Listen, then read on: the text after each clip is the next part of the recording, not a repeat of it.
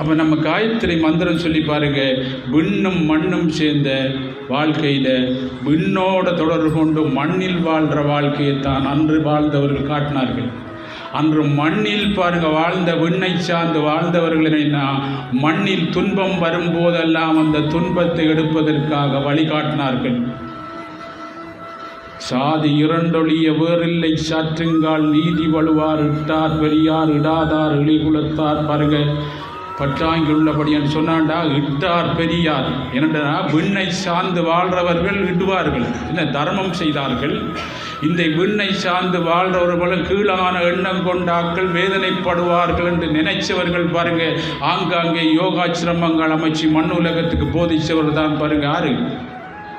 இட்டார் பெரியார் இடாதார் இழி குலத்தாரனா ஈழான எண்ணங்களை எண்ணி வேதனைப்படுவார் என்று சொல்லி கீழானவர்களை மேல்நிலை கொண்டு போகிறதுக்கு வழிகாட்டுறவர் தான் பெரியவர்கள். அவர் தான் கடவுள் தன்மை.